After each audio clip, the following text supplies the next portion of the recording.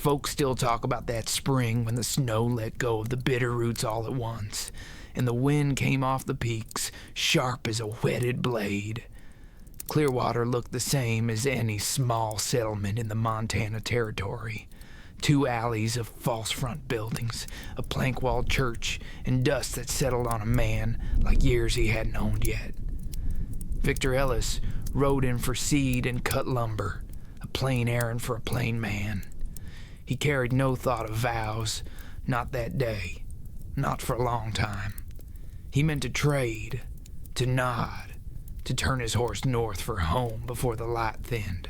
He saw her first as a color out of season, a faded dress, the blue of winter sky, 3 years behind the fashion, and none the worse for it.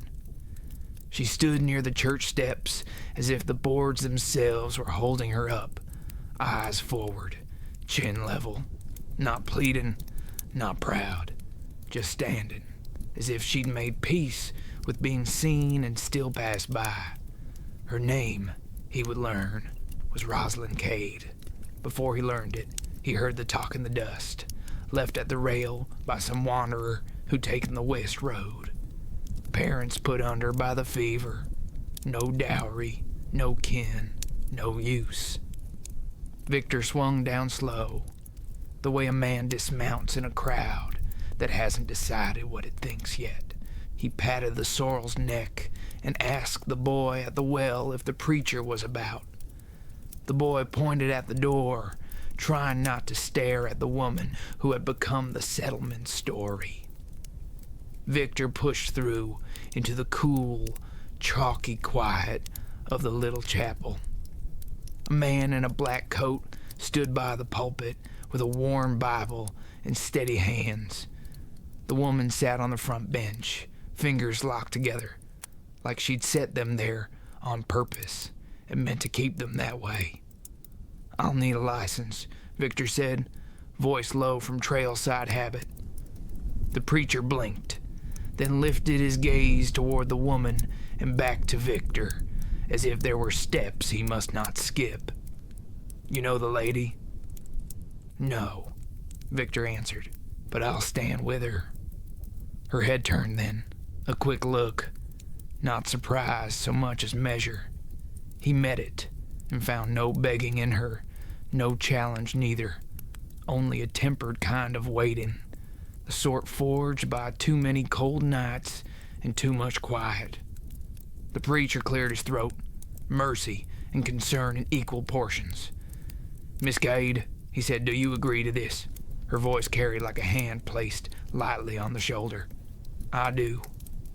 They signed the paper on the pulpit shelf. No ring, no hymn, no family clatter.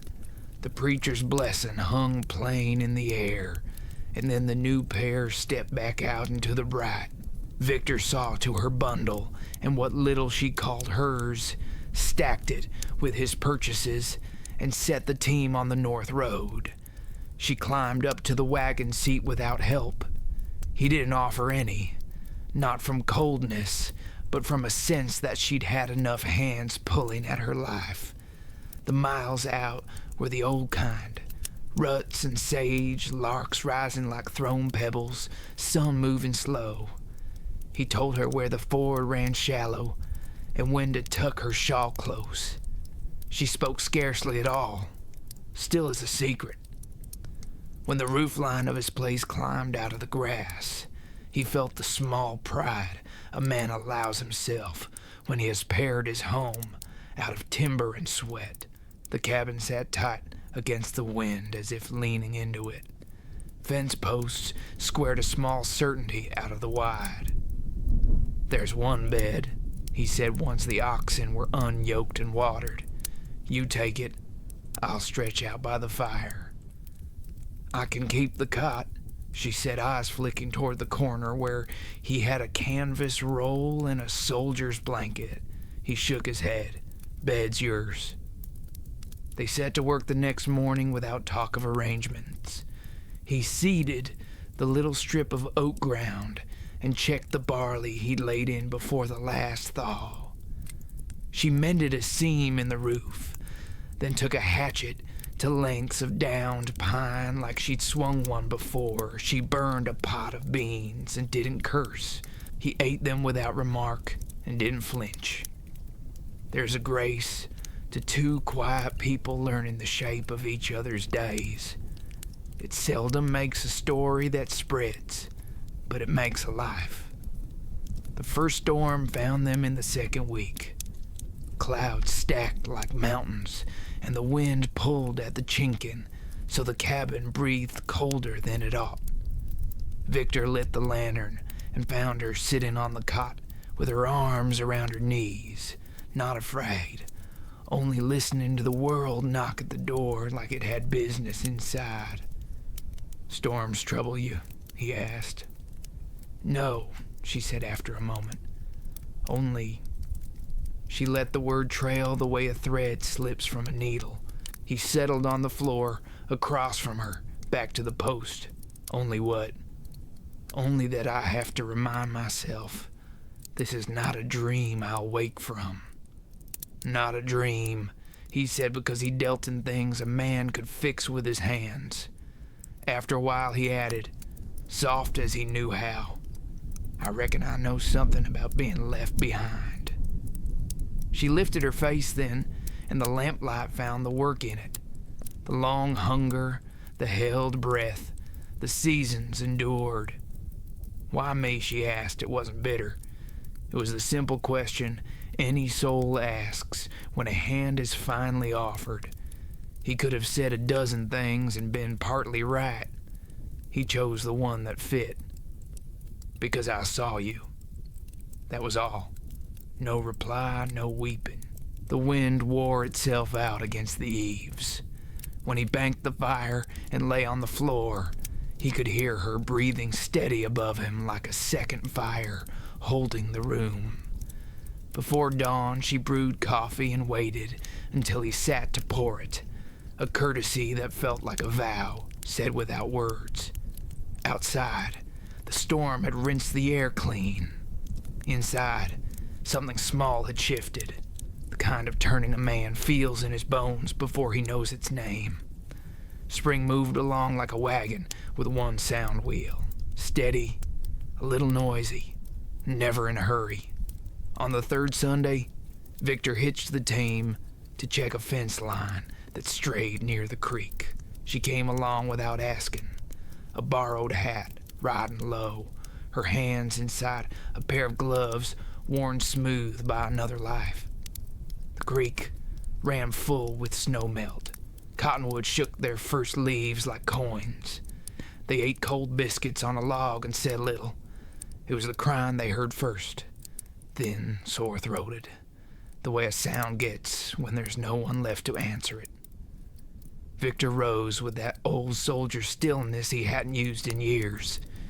She stood beside him, listening hard. The sound came from the willows along a side channel. He parted the branches slow and looked down on two young faces, boy and girl both, wrapped in a quilt gone to rags. The boy set his chin like a man. "We ain't stealing," he said, which told Victor he'd had to say that before.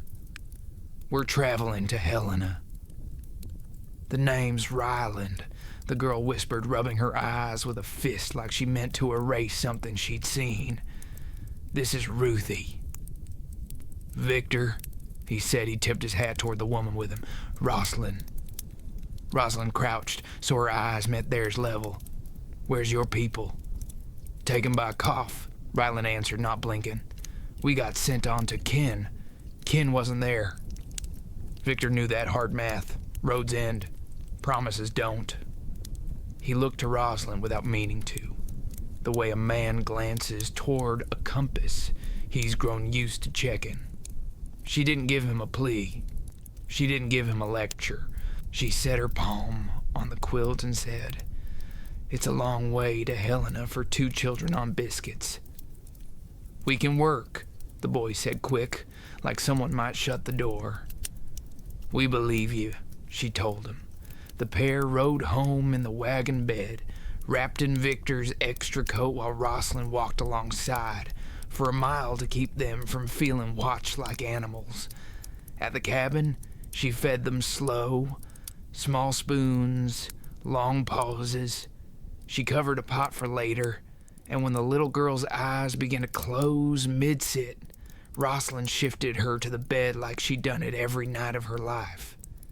The boy fought sleep until Victor put a hand on his shoulder and said, "You can stand watch tomorrow, not tonight." Rylan nodded once and folded up like a two-bladed knife. Evening settled. Victor split one more arm load to keep his hands from saying more than his mouth could manage. Rosalind sat on the step and watched dark gather over the hills. "You mind?" she asked at last. It wasn't a timid question, it was a partner's. "I mind the road they were on," he said. "I don't mind this one." She let out a breath that sounded like a saddle set down after a long ride. "Then I'll make a pallet on the floor. Ruthie takes the bed. You keep your corner. I'll do with a blanket." "You'll do with the bed," he said, and there was no place left for argument. "We'll build a second room before the squash starts up.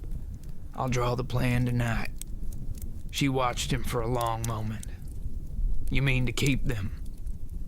"I don't much believe in sending a thing back to the store if it can be mended at home." That night, he worked by lantern on a scrap of brown paper, laying out measurements for a short hallway in a room on the east side where Dawn would find the children first.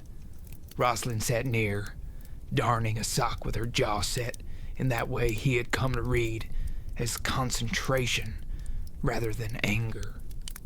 When he folded the plan tidy, he pulled a small box from his coat pocket. He turned it once in his palm, a piece of silver catching firelight. "Had this put by," he said. "Thought I'd set it on your hand first day. Then figured you've had enough claims staked for you by other people. I'll keep it safe till you ask for it yourself." She didn't reach for the ring. She looked at it the way a thirsty person looks at the river, glad it's there, careful not to drown in it. "Thank you," she said, "for the keeping." Days arranged themselves around new chores. Rylan proved handy with a brace and bit. Ruthie took to the hens like she'd been hatched with them. Rosalind cooked the way a steady heart beats, regular, nourishing, no fuss. Once a week, Victor hauled them into Clearwater for flour, sugar, and whatever else the homestead could not contrive alone. On the second trip, he guided them to the clerk's counter to record the new fence line he meant to run when the ground dried. The clerk, a thin fellow who liked the sound of his pen, looked over the paper. "Owner?" he asked. "Victor Ellis," Victor said, "and Rosalind." He paused, uncertain whether to say the word that would change a ledger forever. He looked to her. She held his gaze with a kind of astonishment that had nothing to do with fear. It was hope, ancient and shy. "Rosalind Ellis," she said, clear as a bell in frost. The clerk wrote it down, scratching careful, each letter cuffed and proper. The room seemed to stand straighter with that name in it. She didn't smile. Rosalind had no practice at that sort of display, but her hand drifted just a breath toward Victor's sleeve and came to rest there, a touch no one would notice, and he would remember until winter. They were stepping back onto the boardwalk when a man in a wool vest cut across, ready or angry. "You took what wasn't yours," he spat, eyes on Rosalind in a way that made Victor's shoulders square without his say-so. "She had an understanding with me before you ever showed your face." "No," Rosalind said, voice like water and shade. "You had a promise with yourself. I was not inside it." The man snorted. You won't last out there, most don't. She'll be back. Victor let the quiet sit long enough to be heard. Then he said, "My place ain't an inn, friend. It's a home."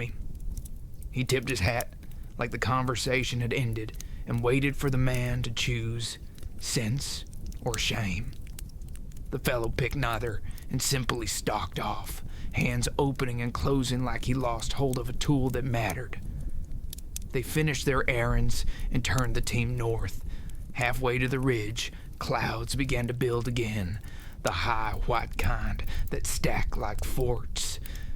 Rosalind watched them with that old caution, then set her jaw different, firmer, settled. Victor saw it. He felt the turn, the way a river finds a deeper groove and starts to run true. He handed her the reins. "Take us home," he said. She did, and the horses leaned into it like they had been waiting for her touch. That night, when the children slept and the coyotes called thin from the coulee, Rosalind stood by the door and lifted the small box from the shelf. She didn't open it. She set it back down and nodded once to herself, as if answering a question no one else had heard. In the dark, Victor listened to the sound of that decision, like a man hears rain far off, knowing it's coming, unsure when, certain it will change the land. By June, the oat heads shimmered pale as fish scales, and mornings came up soft through the cottonwoods. Victor raised the rafters for that east room, with Ryland steady on a ladder and Rosalind handing up nails and a skirt pinned for work. Ruthie sat on the stoop, counting hammer blows and losing count on purpose so she could begin again. The house took shape like a tune a man hums without knowing when he learned it. They did not talk much on the subject of forever. They talked fence tightness and bean rows and the small arithmetic of feed and flour, yet forever moved among them anyway. Quiet as a cat, finding corners and making itself at home. At supper, Victor caught himself setting an extra cup on the table as if expecting company. Then he'd look around and realize company had already arrived. 2 children, a woman with a steady eye, and the sound of belonging where emptiness used to be. On Market Friday, he hitched the team, not just for staples, but for talk with Mrs. Corbin, who owned a stretch of scrub land touching the north side of his claim. Rosalind gathered a list: salt, needles, lamp chimneys, and wrote it simple in the small script he had seen on gravestones and schoolhouse slates. She did not ask where else he meant to go. She measured flour into a tin and set it by the door. Clearwater lay busy that morning, folks shaking off winter's last ache. Mrs. Corbin, hard of hearing and harder of bargain, stood behind a table of rhubarb pies. Victor bought one for a price that would have shamed a gold miner, and then got to saying what he'd come to say. "I could put that north patch to rights," he told her. "It's scrubbed now, but wants a hand." "You got a hand?"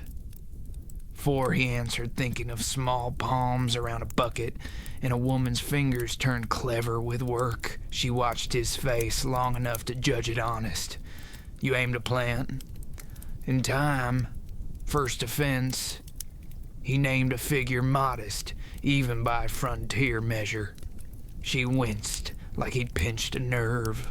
He waited. After a while, she tipped her head. "Come by the office after you wash the pie off your chin. We'll see." He found Rosalind at the dry goods store, choosing thread. Ruthie held to her skirt, and Ryland stood near the barrels of coffee, breathing deep like a boy learning happiness has a smell. Victor spoke low, so only she could catch it. "I'll put your name on the deed if it's struck."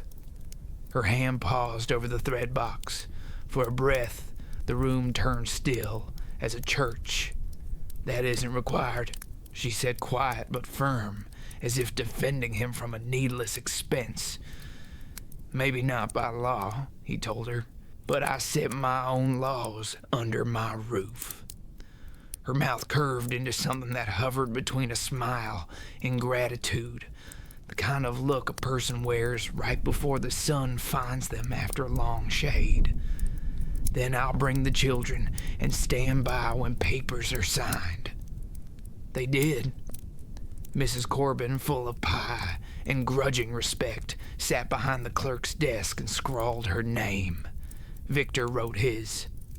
When the pen came to Rosalind, she took it without tremor and marked those letters she had spoken once before in that room.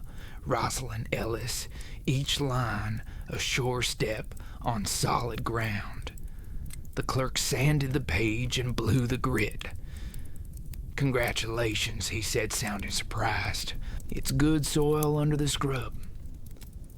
"Most good things are," Rosalind answered, and the clerk, who had never considered such a notion, had to nod. They drove home, with dusk pulling purple across the hills. A pronghorn watched them from the ridge, introduced itself with a flick of white, and vanished. The children dozed. The pie tin rattled. A cottonwood leaf landed in Rosalind's lap and rode there all the way to the yard gate. Victor lifted the latch and felt something old inside him swing open to match it. What came after was work, the simple, sacred kind. They put posts in, tamped earth, drew string tight, and strung wire that sang when it caught the sun. Ryland learned to mend a broken twist without cussing. Ruthie sprinkled the garden by dipping a cup into the bucket as if baptizing each plant to new chances. When a coyote sniffed too near, Victor walked the line at night with a lantern. Sometimes Rosalind walked with him, her step level, her gaze sweeping over acres that now answered to her name as well as his. One evening, after a long day of set and pull, Victor found her by the creek, rinsing a shirt. The water ran low like gold. She looked up at his approach, and something softened in her right there, as if her heart recognized a view it had dreamed before it ever stood here. He wanted to say 10 things about what he saw in her face. He settled on one. "You made this place stronger just by stepping into it." She glanced at the house, the square window he'd framed with care, the smoke lifting thin, the 2 small shadows moving behind the curtain. "No," she said gently, "we made it stronger because you let me stand beside you instead of behind." They held that moment while the creek whispered its old tale. Then Ruthie came skipping, with a splinter to show, and the world turned back to evening chores. Still the remark hung inside Victor like a nailed crossbeam, quiet, vital, holding weight. Summer laid out its heat. They harvested what little the first year could spare, stacked hay in a shape Ryland claimed looked like a fort, and salted early cucumbers in a crock. On Sundays, they rode to town for church when the weather lent a hand. Folks watched with open interest. Some nodded, some didn't. The preacher shook their hands with a pressure that said he remembered that day of quick vows and had prayed steady over them since. In August, clouds reared up black and loud from the west. Hail came on like a cavalry charge. Victor pulled the team into the lean-to while Rosalind herded the children under the bed with a blanket to soften the clatter. He stood in the doorway and watched the garden go down shoal by shoal, and his jaw set the way men's jaws do when something precious gets taken straight in front of them. When the storm pulled north, he stepped into the wreck and felt the old helplessness of a soldier who can only count losses.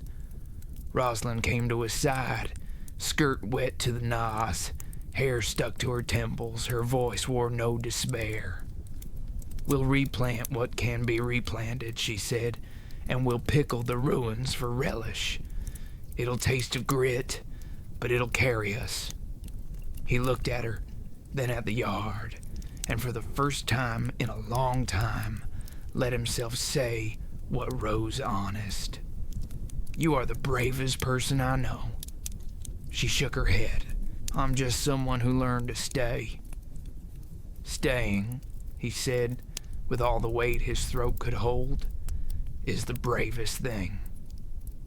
They gathered what the storm had spared, filled 3 baskets with bruised produce to salvage, and laughed once, hard and startled, when Ruthie declared the crushed cucumbers already chewed.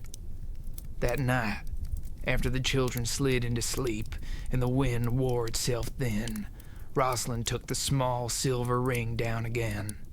She turned it in her palm, the way a woman tests the heft of a promise. Then she set it back into the box without wearing it and looked over at Victor by the hearth. "Not yet," she said. He nodded. "No hurt in it, only understanding." "I'll wait," he answered. "I'm good at waiting when the end's worth the time."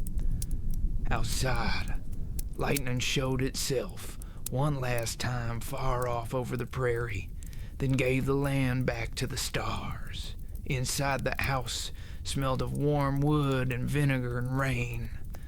Victor slept light and easy, and sometime near dawn he woke to the whisper of Rosalind's steps and the soft scrape of the box lid closing. Slow, careful, as if the choice inside it had shifted a little closer to done.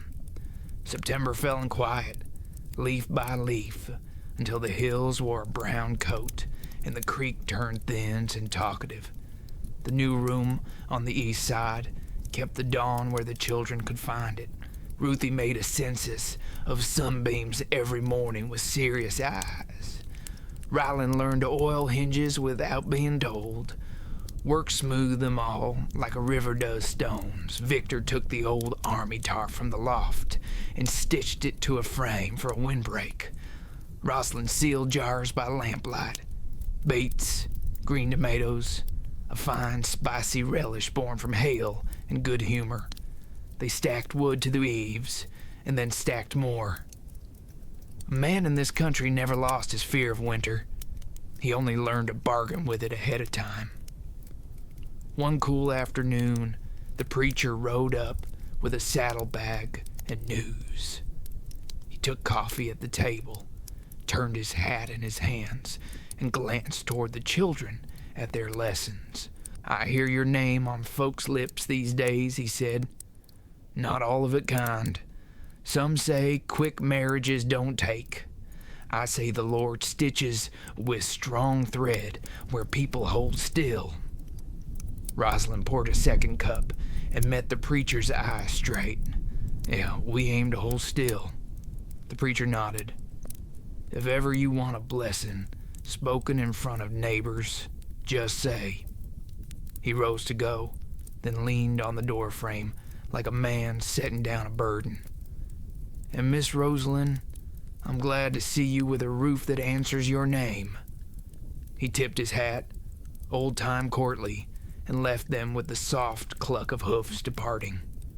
Snow teased twice, and then came true, a white set of teeth closing over the land. Wind ran at the house like it had a grudge and found no purchase where Victor's chinking held tight. Even so, cold got into the corners and made a home there. Nights drew long as trails. They told stories by the fire. Ryland about a fox with 3 lives, Ruthie about a cow that learned to sing. Victor offered the old soldiers' tales in a way that blunted their edges. Rosalind told fewer but kept them fine. Her stories were hearth-sized, what courage looks like when no one's watching. By midwinter, a chest sickness walked Clearwater and left sorrow behind door after door. Victor heard the news in town and came home with care layered in his eyes. Rosalind set stew to simmer, washed hands like prayer, and kept windows cracked even when it hurt to do so. When Ruthie's cough rasped rough for 2 nights, Rosalind sat upright and held the child's back the way a mother marks time, breath by breath, minute by minute, until the worst passed and sleep fell heavy as pine on both of them. Victor watched from the hearth with a helpless kind of awe. The girl finally gave up to rest, and Rosalind leaned her temple to the bedpost just to keep from slipping down with her. Victor stood, moved slow, and eased a blanket around them both. She looked up. He saw the tired in her and something more, that steadiness he had learned to count on in storm and calm alike. "I keep thinking," he said, voice pitched low against sleep, "how a man lives years chewing his own silence. Then one night he hears a child breathe, and it teaches him what words were for." Her mouth softened. "What for?" "To say yes," he answered, "to say stay." They did stay, through the worst of January, with the sky a bone-gray lid and the prairie going glassy under skates of wind. Victor snowshoed to the shed at dawn to check the feed. Rosalind measured out remedies. Honey, steam, the sound of a mother's hum, even when her throat had no music left in it. Ryland took chores in neatly, a boy careful not to break the truce his body had made with illness. Ruthie pinned a blue scrap of ribbon on the windowsill to tell the light where to land when it came back. Sometimes at night, with the coals down to Ruby and the house speaking its small wood noises, Victor woke to the hush of Rosalind's steps, not restless, just sure. She would touch the ring box on the shelf and let her hand rest there in the dark, as if feeling the shape of a road ahead. He didn't rise. He didn't call to her. He lay still and learned what patience really meant. How it was not waiting at all, but believing without proof every hour you breathed. Toward late February, the cold cracked, and the roof let down a few heavy sighs. The creek found its voice again, slow, throat-clearing, amused with the notion of running. Victor hitched the team to haul the last of the cut wood. He came back to find Rosalind at the table with a paper spread and the stub of a pencil. She looked up like he'd walked into a prayer. "I've been thinking on our Sunday rides," she said, no tremble in her words, no hurry either. "How we sit near the back and slip away quick.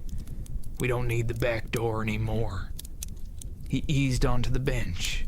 The room listened. Even the clock seemed to hold its tongue. "No," he said simply, "we don't." She drew one breath, and then another, steady as rope through a hand. "Come spring," she went on, "I'd like to walk into that church with you and stand up proper. Not because paper makes it true, because standing there says out loud what we already live. I'd like our neighbors to see me called by your name and mine. I'd like the children to carry the sound of it." Victor's throat closed in a way he'd never admit to anyone but her. "Rosalind," he answered, and somehow the single word carried 1,000 he wasn't made to speak. He reached across and set his palm over her fingers. They were cold from the pencil. He warmed them with both hands like a man saving a spark in high wind. "I'll ask the preacher," he said, "and he'll smile long before I finish. We'll set a day when the apple buds are fat and foolish." She nodded once, solemn and bright all at once. Then, as if she were finishing a small chore that mattered more than any other, she lifted the little box, opened it, and set the ring between them. She didn't put it on. She looked at him instead and asked, almost playful for the first time in months, "Will you keep it a little longer, Victor Ellis, so I'm not tempted to rush what ought to be savored?" He laughed then, low and grateful. "I can do that kind of keeping." Snow slid off the ridge in great white sheets that afternoon, and the sky blued like a promise. The children tumbled out to stamp their names in the softened drift. Victor took his coat and Rosalind's shawl from the peg by the door, handed hers across, and found himself smiling for no reason except this. The world had decided to go on, and they were going on with it. That night, after the lamp went out, the ring's small weight in its box felt like a full harvest stacked to the rafters. Victor closed his hand around it and made himself a vow he would never need to speak out loud. Come spring, he would give it back to her where everyone could see. He held that thought, warm as bread, and somewhere near morning, over the quiet creak of thawing timbers, a far-off meadowlark tried out a few notes, brash and early. Rosalind smiled in her sleep. Spring came on like a hymn sung by folks who finally knew the words. Willow tips went tender green. Apple buds swelled and hesitated, as if they too were savoring what could not be rushed. Victor planed a new threshold, smooth enough for sock feet. Rosalind washed the curtains and set them to dry in the sun where they shone like quiet flags. The children rehearsed walking slow, then broke into giggles and forgot the way joy refuses to keep a solemn face for long. On a Saturday, bright as a polished coin, they rattled into Clearwater early. Victor wore his best shirt, white enough to make him cautious of doorways and dust. Ryland had a combed look that didn't last past the first breeze. Ruthie kept one gloved hand on Rosalind's skirt like an anchor. Rosalind herself stood still in a dress the color of wheat at noon, a ribbon at her collar she had kept back for this day and no other. The church door smelled of pine and wax. Sun found its way through the small windows and warmed the floor where scuffs had written an honest history. Neighbors came in ones and twos, some with mouths eager for gossip, others with hearts quiet and glad. The preacher took his place with a smile he'd been saving since winter. Before the bell could finish, a figure shouldered through the crowd and stalled the aisle. The same man from months before, wool vest, pride like a burr under the skin. He looked from Rosalind to Victor and back again. "You're fixin' to make a mistake," he said to her, not loudly, but with that cheap certainty a small man carries like a weapon. "You could have had better than a backwoods life. You could have had me." Rosalind did not flinch. She stepped forward one pace, hands loose at her sides, voice clear enough to carry to the back bench and kind enough not to bruise. "Sir, hear me plain. I was not a prize left on a shelf. I was a person none of you bothered to see. This man saw me. He made room in his life without taking mine from me. I choose him, work and weather and all. Now please stand aside. I have come to say yes." The little church breathed out as one. The man's mouth thinned to nothing. He backed toward the door and went out into the high morning, smaller by half. No one followed. The bell finished its thought, and the preacher raised his hands, not like a judge, but like a neighbor at a fence. "Let's speak what's been true for months," he said gently. He told them that vows were only words until lives lent them weight, and these lives had done the lending. He asked Victor if he would keep this woman's courage safe and her name honored. Victor's answer was a steady "I will," shaped by every mile they had walked together. He asked Rosalind if she would set her strength beside this man's and call his house home. Her "I will" sounded like a gate swinging open and staying that way. Victor set the ring where it had belonged since the first mercy of spring.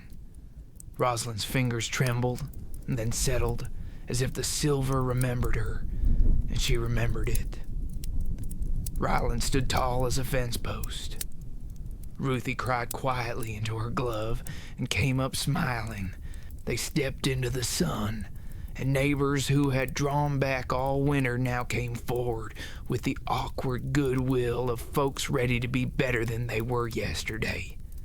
Mrs. Corbin pressed a paper-wrapped parcel into Rosalind's hands. "You'll want these for first harvest," she said, gruff and kind. Inside lay 2 good aprons stitched with a care Rosalind could feel. The clerk stopped them to say he'd set aside a ledger page for births and baptisms, just in case. The blacksmith offered nails at cost, which in his shop counted as poetry. They ate pie behind the church and let the children stain their mouths with berries. Victor took Rosalind's hand once, twice, as if the act were new each time and all the sweeter for it. When the sun climbed high and the shadows shortened, they turned homeward the long way, just to see how spring had dressed the country. Meadow larks had more to say than any soul could stand to hear at once. A breeze came off the hills with a scent of thawed earth, promise and memory in the same breath. Back at the homestead, they found the house, wearing its best self without trying. The new room caught light like a glad secret revealed. The garden, though battered by last year's hail, had the stubborn look of things that intend to feed the living. Rosalind stood at the threshold and looked long at the fence line, the creek tossing silver scales, the ruts of their wagon made familiar by use. She touched the door frame with her left hand, ring catching a bright blink in the shade. "Home," she said. Victor's answer was not a word. He stepped behind her and wrapped both arms around the life they had built, as if to say, "Mine and yours and ours," without tangling any of them. Ryland ran for the shed to set the noon chores done before anyone could ask. Ruthie twirled on the grass until she fell, laughing at the sky. Summer set its shoulder to the land and pushed. They planted more than before and lost less to weather for reasons no man could number. Faith, or luck, or the margin that love adds to a day's labor. In July, the children scissored paper into flags and stuck them to the window with flour paste. In August, a mare dropped a foal, long-legged and foolish, and Ruthie named her Apple. In September, they pressed cider and drank it sweet as doves calling from the cottonwoods. Not every day came easy.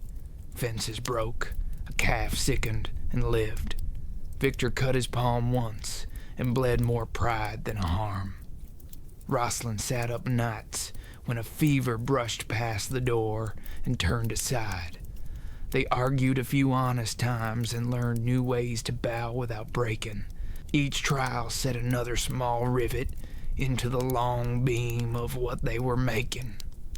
One evening in late harvest, with the sky spending its last gold freely and the prairie cooling under it, Victor and Rosalind walked the fence to the north and looked out over the scrub that had once been nobody's and now answered to both their names. Wind moved through the grass like a hand smoothing a rumpled quilt. Far off, thunder grumbled and changed its mind. Victor rested his arm along the top wire and watched the light climb into Rosalind's eyes. "I used to think a man proved himself by how much he could carry," he said, voice easy as worn leather. "Turns out a better test is how gently he can set a thing down and build it with someone else." Rosalind leaned into him, quiet as breath. "Then we've passed it," she answered, and we'll keep passing it until our hair goes white and the children call from the hills and bring our grandchildren back dusty and full of appetite. They stood like that until the dark decided it was time. The house called them with a lamp in the window and the clink of plates. As they walked in, the ring brushed the threshold and made a small sound, bright, certain ordinary as a star seen between clouds. They stepped over and went inside to the table where 4 chairs waited and room for more. The prairie wind eased to a hush. Somewhere a horse stamped once in the stall, settled and dreamed what horses dream. Inside voices rose and fell, the old music of a family at supper. A man could live a long life on that tune. A woman could too.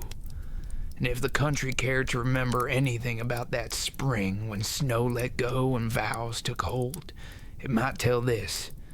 2 people stood still, long enough for the Lord to stitch them together, and then they went on, day by day, carrying the quiet proof of it across seasons and storms, until love became the weather, and the weather, at last, learned to be kind.